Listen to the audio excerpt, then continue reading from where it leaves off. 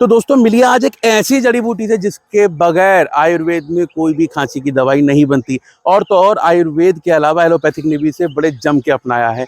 इसका नाम है अडूसा या वासा।